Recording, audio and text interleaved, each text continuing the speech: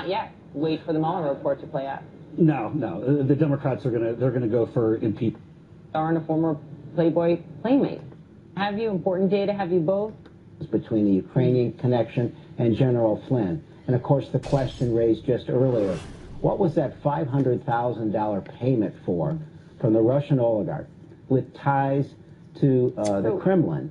What was that for if it was the same shell account used to pay off Stormy Daniels? Clearly, you want him to come back and testify before your committee again. Clearly, you have more questions. But very quickly, before I go, do you think he lied to you? I think he lied, and I think he withheld information. Congressman Quigley, I appreciate you being here tonight. Thank you.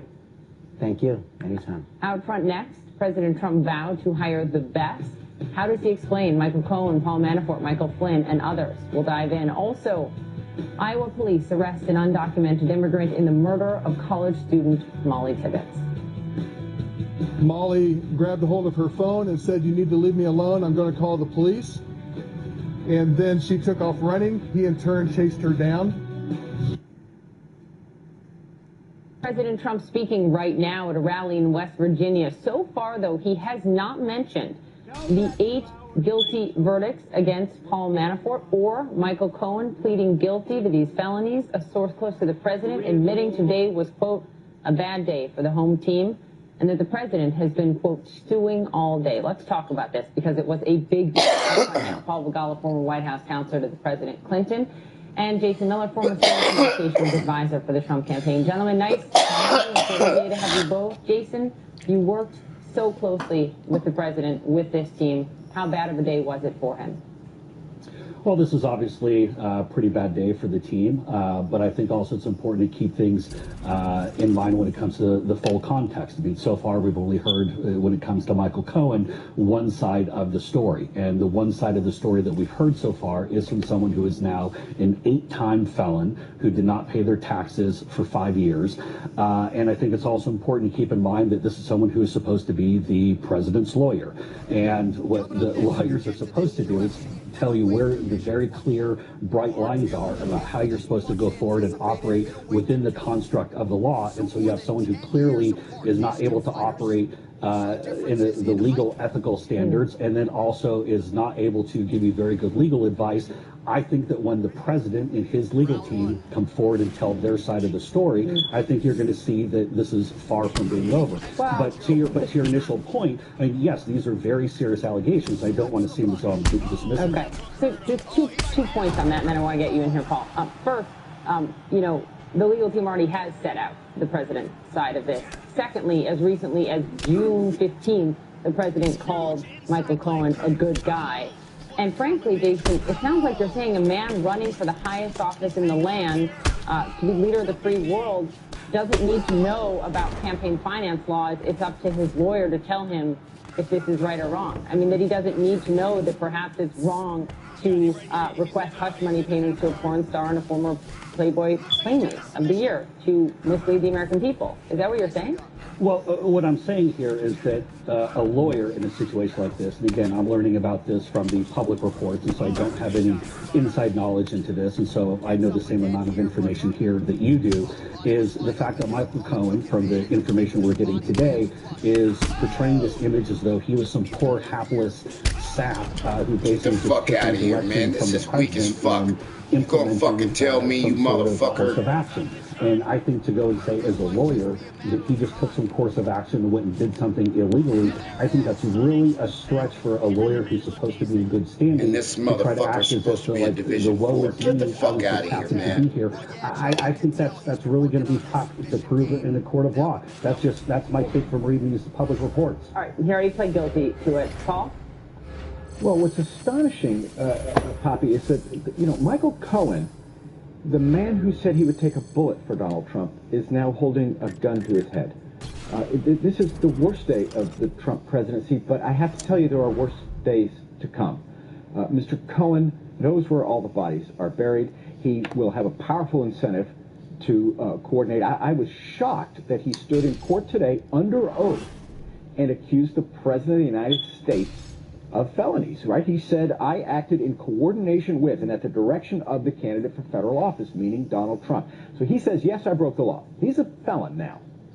And he said, I did it with the coordination and at the behest of Donald Trump. Now, he's not going to say that unless there's more evidence to back that up. Documentation, maybe even tapes. Goodness knows Mr. Cohen apparently unethically was taping Mr. Trump from time to time. So this is the worst day so far. But I got to tell you, Jason, buckle up because there's worse days coming. To that point, Jason, let me get your take on what Maggie Haberman of the New York Times just tweeted. She's been talking to folks in Trump world, and she said Trump folks are worried about impeachment more than before. The thinking goes like this. This is something tangible, not theoretical. And she goes on. Is she right? Should the president be more worried about impeachment now at almost 8 p.m. tonight than he was at 8 a.m. this morning? I think if the Democrats get control of the House, they're definitely going to push for impeachment. But I would have said that last week, and I definitely would say that today, and I'll say that tomorrow. I think the Democrats that's clearly what their mission is going to be. A Democratic member of Congress who said, not yet. Wait for the Mueller report to play out. No.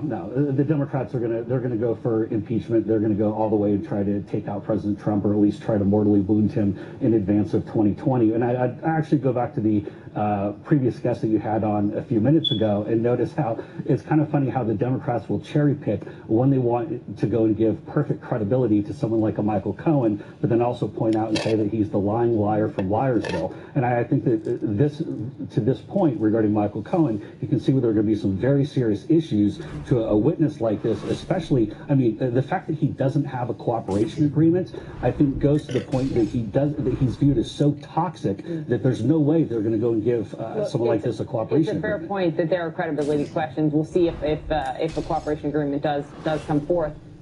To you, Paul, right now, tonight, the president has not once brought up Paul Manafort or Michael Cohen. But the crowd in West Virginia, some of them are chanting right now, lock her up. Lock her up. You laugh, but does that not speak to the strength of the president's base when you have our polling just a few days ago that shows among Republicans, 66% disapprove of how Mueller is handling the Russia probe, only 22% approve? Yes, but that's not all Americans. The president has his base, as did Richard Nixon, and it didn't do Nixon any good.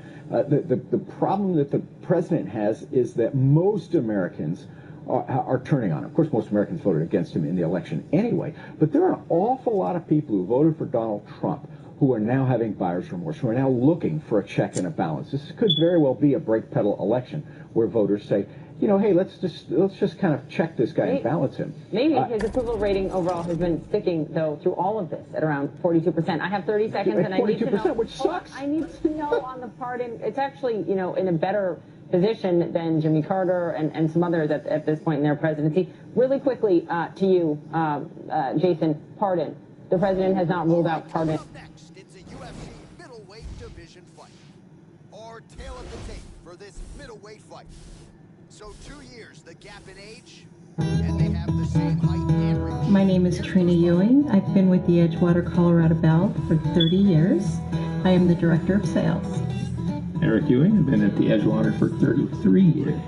I'm the Bell Captain. Even as President Trump still refuses to blame Russia alone. The president of Microsoft joining us for his first television interview about the Russian intelligence house.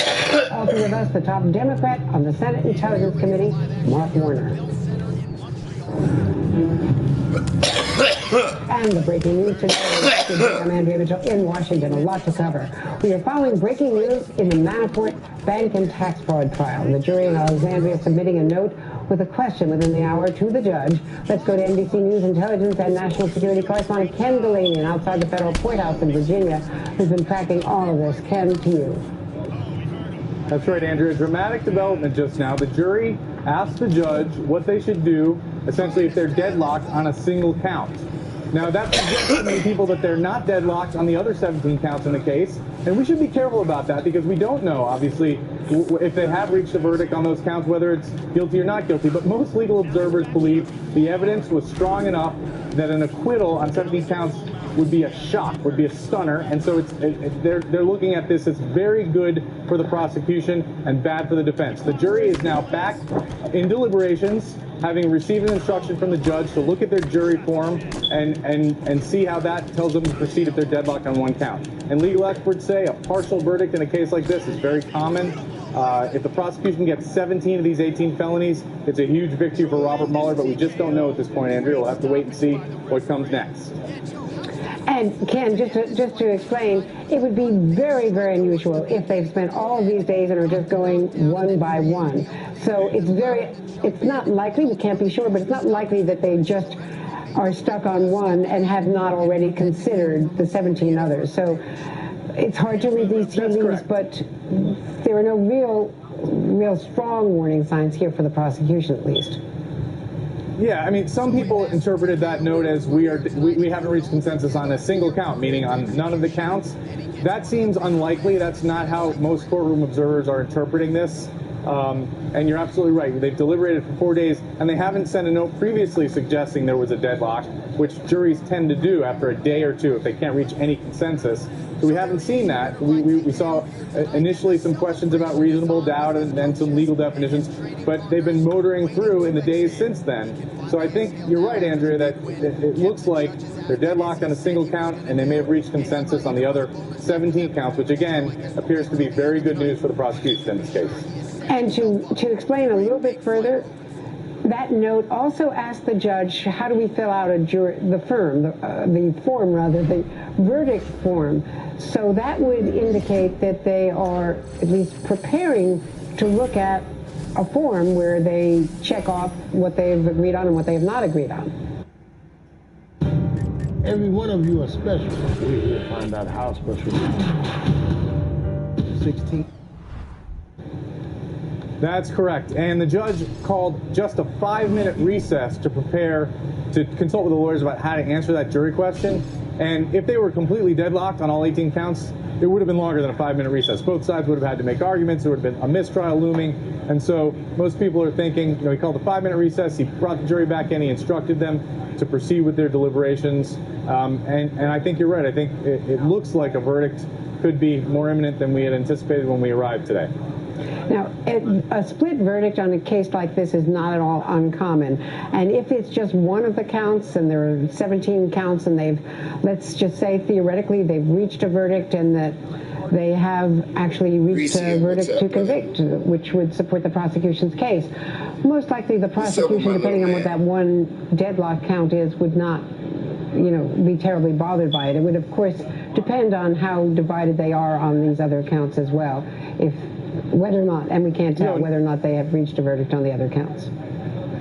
Right, but if the scenario you just sketched out is accurate, for example, Chuck Rosenberg, former prosecutor and our contributor at NBC News, said in an email just now, look, this happens all the time. This would be a huge victory for the prosecution. It would only, knocking out one of the counts would only change the sentencing guidelines by a little bit. So according to Daniel Goldman, another contributor of ours, Manafort is looking at up to 14 years now on the sentencing guidelines if convicted on all counts. And so it's still something over 10 if one of these counts goes away, Andrea.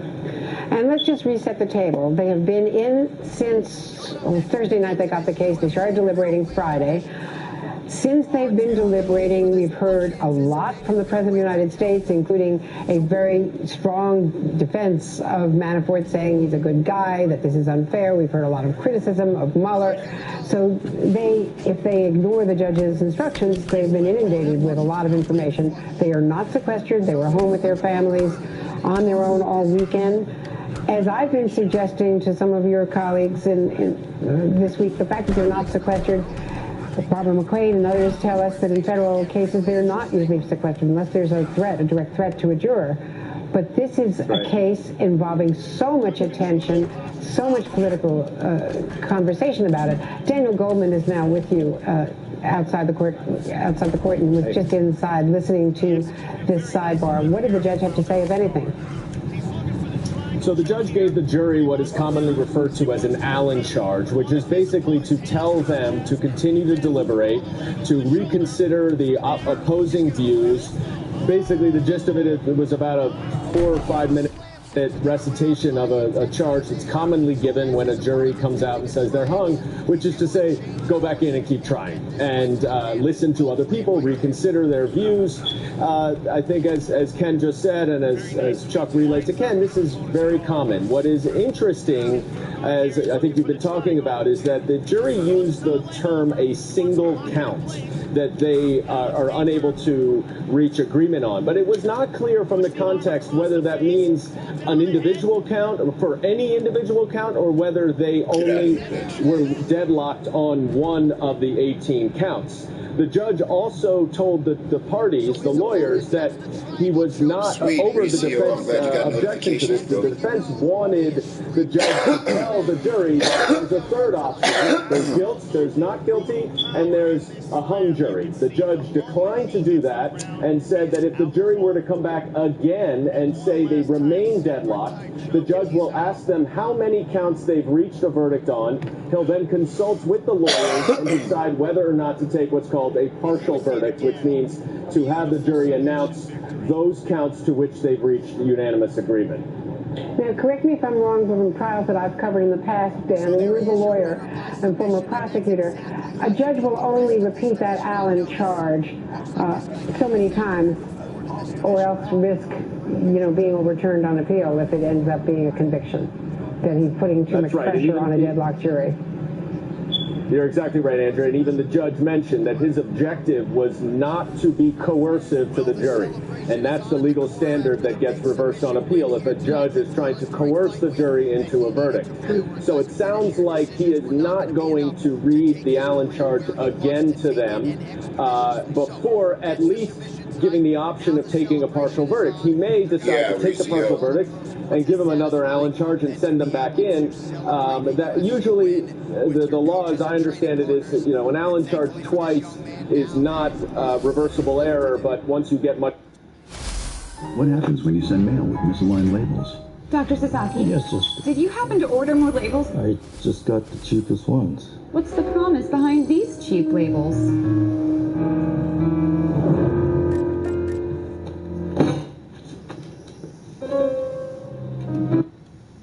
Much beyond that, it starts to be coercive. But again, it all depends on how many counts we're talking about. As Ken just said, if they have guilt on 17 counts and there's one count on which they're hung, then maybe the prosecution just accepts the motion for a mistrial.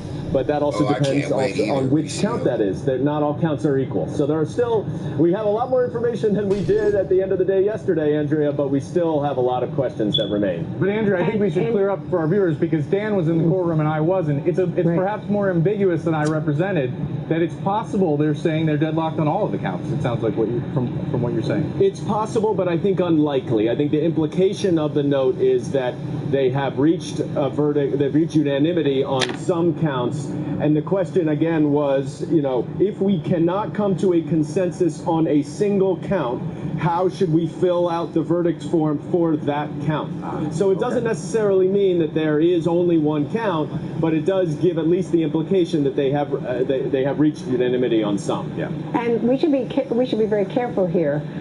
Despite all the preponderance of documents and evidence that you have all been describing, the consensus, let's say it is on 17 counts, could be consensus on acquittal. Absolutely. That's absolutely right. We don't know. And we don't know if it's 17 or 10 or whatever. One last question, Dan. As a prosecutor, are you surprised that he read them the Allen charge with this first note about being stuck on one of the counts? It's a very good question, Andrea. Often the judge will just say, answer this question to say, you can't reach, you just keep trying, essentially. And then before the next time they come out, read the Allen charge. I'm not surprised because they've been out for 3 days diligently working. This is not a jury that seems to be eager to get out of there, that's trying to give short shrift to the evidence. I think everyone who's observed this would say that they are meticulously and deliberately going through it. They decided themselves to stay later last night. So when a jury has deliberated this long relative to the length of the trial, it did seem quite reasonable and appropriate to give the Allen charge, and neither of the parties objected to the judge doing so. Well, Dan Gold and I really appreciate you and Karen. What's going on, man? There. Thank you so much. Obviously, we will have more news as it develops during our hour and throughout the day. Thank you both so much. And we have more breaking news now involving Michael Cohen. Multiple sources familiar with the matter telling NBC News the president's former personal attorney is discussing a possible guilty plea with federal prosecutors in New York in connection to alleged tax fraud and banking matters. Joining me now, NBC White House correspondent Kristen Welker, MSNBC political analyst Peter Baker, who's chief White House correspondent, of course, of the New York Times, and WNBC chief investigative reporter Jonathan Deans, who's breaking this story. Jonathan, let's talk about what we know. There's been some silence for the last couple of weeks from the Michael Cohen camp. Keep showing up, Reese. From Lanny Davis, his lawyer, which certainly indicated that he might be Albert, in what's going on, man? with the prosecutors. This How is you not doing? the Mueller team. This is the prosecutors, as you know so well, in New York at the Southern District. What do we now know from your sources? We know that these talks are underway between Michael Cohen's attorneys and federal prosecutors, and that a deal on a potential guilty plea could be reached as early as this afternoon, and preparations are underway now at federal court for that possible hearing. Of course, nothing is done until it's done. You meant to say hi, that Albert. is our understanding at this hour. Yeah, I'm trying to get these daily both tokens, sides are Albert. very close, and that Michael Cohen is considering accepting a plea deal with federal prosecutors in lower Manhattan. The U.S. Attorney's spokesman declined to comment, as did Lanny Davis, with these talks ongoing.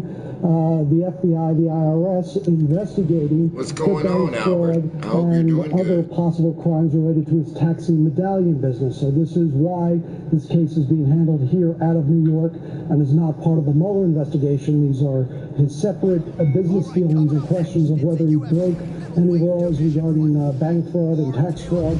The New York Times this weekend reported that it involves bank fraud totaling close to $20 million. That's being looked at by prosecutors and the FBI. So that is ongoing, but what is newsworthy here today is the timing. We've known that there's been talks ongoing for weeks. Hell yeah, what kind did you get, Albert? What'd you get? Today in lower Manhattan, we'll know more within the next hour or two whether they've formally reached a deal, or if not, if it falls apart, then it's our understanding from several sources.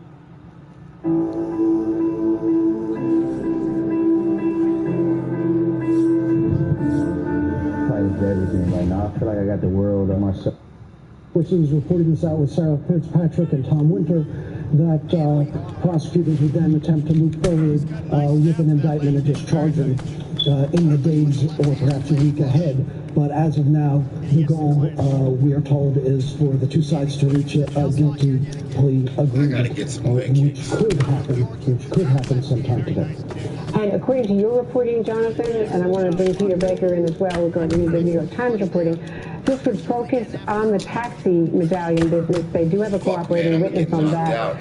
This would not necessarily involve payments to women and that whole other issue of whether or not they were improper payments made. They could have violated election law involving the president. Andrew, that's exactly right, but obviously the prosecutors of the FBI and IRS can put pressure on Mr. Cohen on those separate business matters. What might he ultimately cooperate? Will he decide to cooperate? And again, will this be a straight plea deal and a plea to the crimes, if that's what happens, or is it a plea deal that includes cooperation on those other Trump-related matters, the Stormy Daniels matter, etc.? So that is all to be determined. We could learn a lot more if this court hearing goes forward this afternoon, where Mr. Cohen would have to appear. If he does plead guilty, he would have to recite his crimes as would any other defendant, and then we might hear from prosecutors, the IRS, and the FBI, and their explanation as to what the crimes are. But we're getting a little bit ahead of ourselves because we're told that no deal is done yet, but that the two sides are close, the talks are happening, and that we are told from multiple places that it could happen as early as today. And Kristen and Peter, you both cover the White House. You've both been noting the increasing tempo of not only the tweets, but what seems like a lot of, shall we say, nervous energy from the president as things seem to be closing in. Kristen, first to you. You even have the president with Reuters discussing how he could take over the Mueller probe if he wanted. And we know this is not the Mueller probe, but if he sees that Michael Cohen may be cutting a deal, as the New York Times was reporting this weekend, and we've now confirmed how close this could be, that his own personal lawyer could be doing it, reading about Don McGahn spending 30 hours and them, at least until this weekend, not knowing the details of what he did tell or didn't tell Mueller. This could explain a lot of what we're seeing out of the White House, Kristen. It could, Andrea. We have seen this president and, frankly, his legal team step up their attacks against the special counsel. And the president, as you said, during that remarkable interview with Reuters overnight, saying that he could take over essentially the Russia investigation. When I pressed White House officials, his attorney, Rudy Giuliani, on specifically what he meant, they couldn't give me a clear answer, but of course, we all remember that President Trump has said he believes he has the authority to fire Rod Rosenstein. Privately, he's talked about trying to have Mueller ousted. Now, I did speak with Rudy Giuliani earlier today, Andrea, who told me that the prospects for an interview between Mueller and the president are not looking good. Oh, so you already got the summer fighter already. Fantastic. To the president's legal team in terms of what congratulations, the deal would be Albert, for a potential interview. But again, Andrea, all signs are pointing to the possibility that an interview with the president and the special counsel are increasingly less likely. The president himself in that interview overnight saying that he's concerned about a potential perjury trap. Now, the president not only ramping up his attacks against the special counsel, but against Michael Cohen as well, Andrea. Remember, after that tape came out of the president and Michael Cohen discussing what seemed to be that payoff to one of the women who alleged having an affair with President Trump, the president lashed out at Michael Cohen, calling the fact that he would record him without his knowledge so sad. So this is something that the president is watching very closely as well, Andrea. And Peter Baker, we've seen, as we say, a lot coming out of the White House with the president going after so many of his avowed enemies on the enemies list, in fact, on the security front, a lot of distractions. Rudy Giuliani's conversation, it seems to me, is a continuing one-sided conversation. We've heard nothing from Mueller about any of this, so it's hard to say what that is really all about. But right now, the threats to the Mueller investigation, where do you see that? Well, look, you know, it's interesting. The president has gone where no president has gone before in attacking the prosecutor. Other presidents who are politicians who've gotten in trouble have questioned the motivations or the biases or what have you of the prosecutors. But you've never seen a president do what this one has, which is to threaten to actually use the power of his office to basically shut down. God damn it, you keep getting me with that fucking kick. Nice one, Dimitri. That would be crossing the line that even Republicans in the Congress have said would be too far. And so for all of the harsh talk and all the tweets, the president has actually respected that line up till now. It seems reasonable to suppose that he sees that as a red line that would create danger for him if he crossed it. And so while he dangles that sword over Robert Mueller, he hasn't actually used it to this point, and it's not clear whether he would, given the political backlash that he could expect if he did. Thank you so much, Peter Baker. Thank you, Kristen, and of course, Jonathan Deans, for your breaking news, and we'll be on watch for anything coming out of the Michael Cohen front as well. Meanwhile, another big breaking story today, new evidence that the Sensibus is a digital learning tool that increases comprehension through 3D visualizations. Interactive detailed models in 6 subjects motivate students to engage and explore. Learn more at www.sensibus.com. Same Russian military operation, the intelligence operation that hacked the 2016 campaign, is at it again, this time going after anti-Trump conservative groups that have called for Russia to be sanctioned.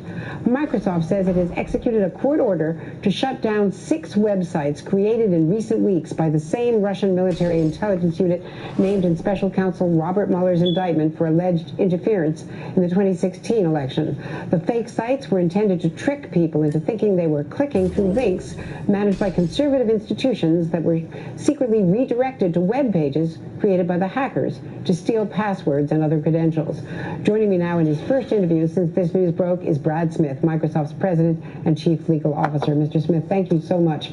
Thank you for bringing us this information. Obviously, this is a cause of major concern. We've heard from the national security team that they are upping their defense, they say. But what is Microsoft doing? Tell us what you and your counter-hacking operation is doing to defend against this. Well, I think what this really underscores is the need for all of us to strengthen our defenses. We're really active on multiple fronts.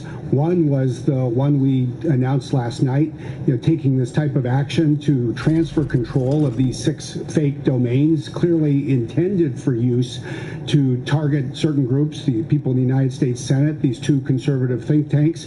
But we're also taking new steps today by providing a new service to really share our most advanced threat intelligence and technology and cybersecurity features at no additional cost to all political candidates and campaigns at the federal, state, and local level, to the political parties, to think tanks.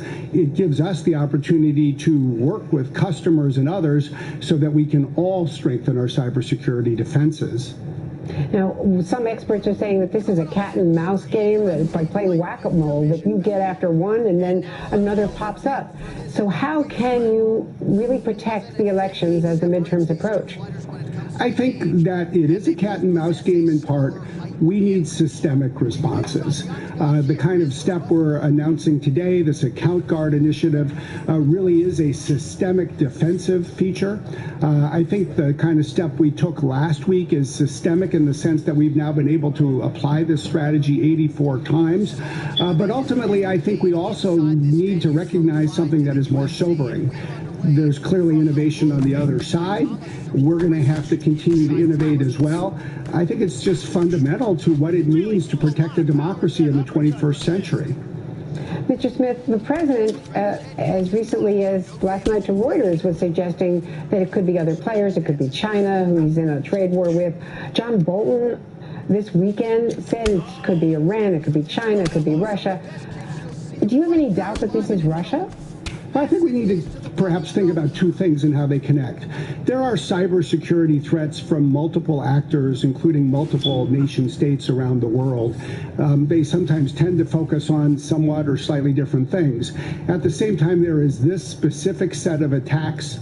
There is no doubt in our minds that this specific set of websites was created by the Hey, what's up, Spicy Italian? How you doing, man? That is widely associated with the Russian government. There is no doubt in our minds that this is the same group that was responsible for attacks in the United States during the 2016 elections. There is no doubt in our minds that this is the same group that targeted every major presidential candidate last spring in France. What the fuck is going on, Albert? That is, in this case, going after Putin enemies, because these are conservative groups, conservative groups that want to sanction Russia, want to sanction Putin and his oligarchs. Well, it's certainly true that the fuck is going on around Institute and the Hudson Institute have been long-standing defenders of democratic principles, really around the world. This is crazy, dude. I can't. Often advocated a strong stand on some of the practices in Russia. Then we also saw a focus on 3 fake websites, clearly focused on the United States Senate. I think the smart thing for us to conclude as a nation is that everyone across the political spectrum is both vulnerable and a potential target of attack. We need to put aside enough of our differences to come together to do what it takes to defend the democratic process in this country. And when you said the targeting of the Senate, are you talking about Senator Nelson's and Senator McCaskill's campaigns? Well, the 3 websites that were the heart of what we addressed this past week were generic Senate sites. They weren't focused on any specific senator or Senate office. And the good news is, both with respect to those sites and the Hudson Institute and the International Republican Institute, there's no evidence that these attacks were successful. We were able to transfer control of these domains, we believe, before they could be used. But there's no longer, in our view, a reason to think that this is just aimed at one side of the aisle or the other in the United States. Keep fucking hit me with that goddamn fucking from leg kick. Microsoft, thank you so much. Thanks for bringing this to us, and we will continue to follow, of course, your efforts and the efforts you're calling for around the country to be on the defense, on alert. Thank you. And coming up, draining the swamp, Senator Elizabeth Warren joining me now to talk about the sweeping ethics regulations she's proposing to keep money out of politics, as well as, of course, this election hacking attempt from Russia. Stay with us. chilling like a villain. I And got welcome you, back. We're Spicy. joined now by Democratic Senator Elizabeth Warren, a member of the Armed Services Committee and the Banking Committee, who has outlined new proposals today to end lobbying as we know it and to get corporations out of rulemaking, what she calls an anti-corruption initiative. Senator, welcome. I want to ask you first, because you're straight from a Banking Committee. Nice. Avery labels are rigorously tested. God, you keep getting me with that goddamn clinch, Albert. Avery labels give you a perfect feed with unmatched precision. Avery with SureFeed technology. Hearing on Russia and sanctions, and we've just heard from Brad Smith, the president of Microsoft, that they have caught Russia in the act, Russian intelligence in the act of hacking two conservative Republican think tanks who were going up against Putin and calling for more sanctions. And this banking committee hearing, we're in, because we're responsible on sanctions. Oh my God, you keep fucking whacking me with that motherfucker. Get out of here with that shit. Cooperating and following through, asking how Rusal happened. And, Treasury's doing its tap dance about, oh, we're there, we're watching all this, but not so much. When are we going to get our public reports? Oh, not so much, not so much. So you don't think that they're really taking the hammer to Putin? No, I don't. And I think, not only do I think that, I think that's what Putin thinks as well. Look, when Donald Trump shows up in Helsinki 4 days after 12 Russian agents have been indicted, stands next to Putin and attacks the U.S. intelligence agencies and law enforcement, and then turns around and gives Putin a big wet kiss, what kind of message do you think Putin takes away from this? He takes away from it that, he'll keep doing what he's doing. And Reuters interviewed the president yesterday, Jeff Mason and colleagues, and said that he again neglected to blame Russia for the hacking, that he said, well, if it was Russia. Yeah, if it was Russia, every intelligence agency has said, we know about the hacking, and this is Russia. Nope, not on my watch. The whole notion that the president keeps doing the back off and the dance and the this and that. And like I said, it's not just the American people who can see that, it's Vladimir Putin who can see it. And the president also told Reuters that he could run the Mueller investigation if he wanted to. He could take it over. Are the Senate Republicans, they're in the majority, are they going to do anything to stop this from happening? I don't know. What I do know is that Donald Trump cares about exactly one person in America, Donald Trump. And he will do everything he can to protect himself. And that's the direction he keeps heading. And whatever it does to rule of law, to our established agencies, to law enforcement, it's all about Donald Trump for Donald Trump. Now, he promised to drain the swamp memorably in the campaign. You came out with an initiative today against lobbyists, against government rulemaking. Why? Why is it so critical to you now? Look, this is a problem, though. I would like to say this is a problem that only is with Donald Trump. It wouldn't be true. You're wearing my body out. This is a problem that's been going on now for decades. As corporations, billionaires, those who have money, the well-connected and the wealthy, keep making more and more of their influence felt in Washington. And wearing my body out with them leg kicks after another decision after another decision. So here's how I see it right now. The Trump administration is the most corrupt administration in living memory. This is the moment when people across this country see what's happening. They see Donald Trump himself. What happens? Are the Saudis shoveling money into his pocket every time they take a floor at the Trump Hotel? We don't know. We know he didn't divest himself of these businesses. And throughout his administration, Betsy DeVos heads up the education department. What does she do? She used to invest in a lot of for-profit educational outfits. Now she maintains 3 secret family trusts. The head of EPA, right? One has to go out on a corruption scandal. The new one who comes in is a coal lobbyist. That's where he's... Well, they have new rulemaking today that Jerry Brown says is an outrage against humanity, giving states the role rather than the federal government over pollution when pollution doesn't observe. Oh, you bastard. That's exactly right. But it's what the powerful industry wants, because they know regulation will be less effective. Then they can go to the state governments, they can lobby the state governments, they can make their influence felt there. So what I did is I put together a bill that's not about campaign finance reform. Campaign finance reform is powerfully important, and we need to make changes. We need to overturn Citizens United. But even if we did that tomorrow, there would get your ass down, punk! Problem in Washington for the influence of money, the influence of the wealthy and the well-connected. So what I did is put together a bill that tries to go straight at the pieces of that goes after lobbying, that goes after the capture of our regulatory agencies, that even talks about the importance of the judiciary in being more forthcoming and following a clear set of ethical rules.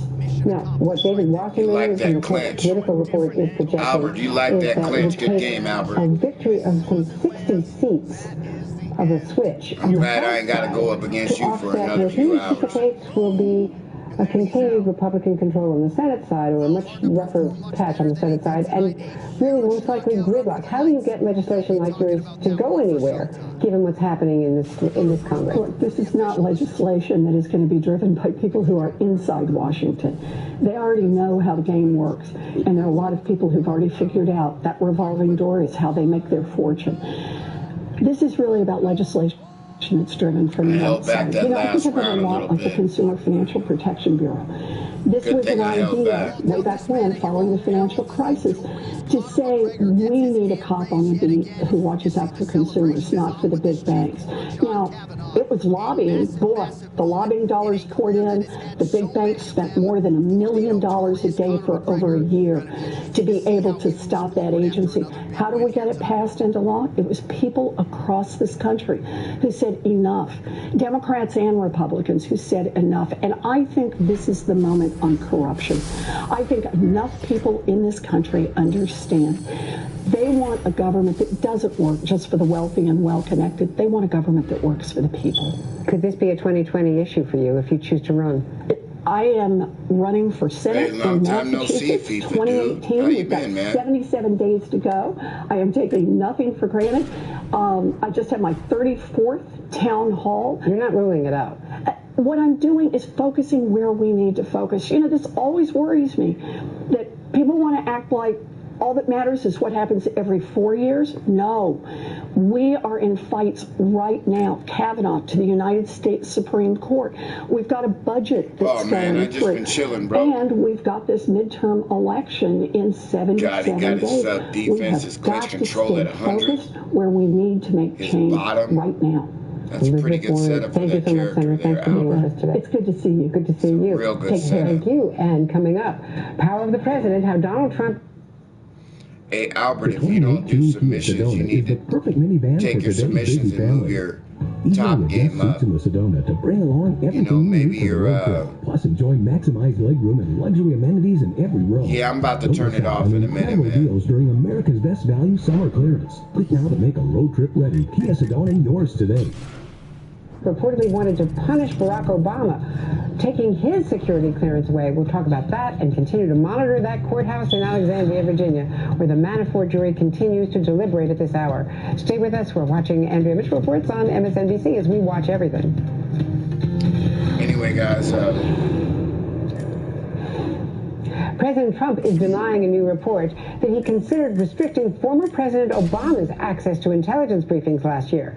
According to The New Yorker, then National Security Advisor H.R. McMaster had to talk the president out of the idea after some White House officials pushed for it in the spring of 2017. This morning, President Trump called that report fake news on Twitter, insisting he, quote, never discussed or thought of restricting Obama's access. Joining me now is David Cohn, the former Deputy Director of CIA, the former Undersecretary of Treasury for Terrorism and Financial Intelligence, which means a lot of sanctions back in your day. Thank you very much, David. Let's talk about these security clearances.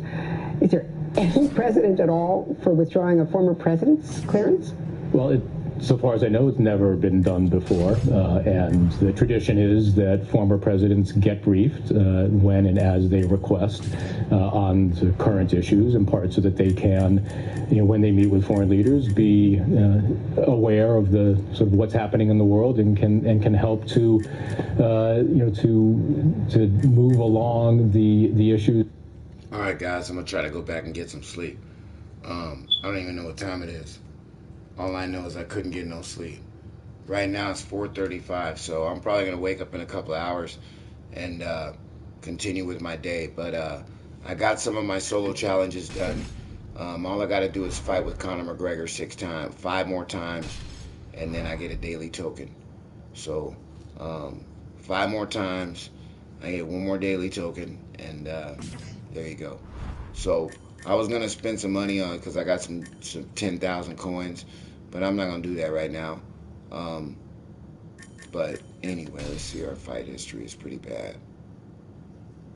Well, not bad. We won 4, lost 3. And this guy right here, the Punisher right here, this guy is fucking good as fuck, bro. I mean, like, super good. Anyway, all right, guys. I'll be back. I'll see you in the morning.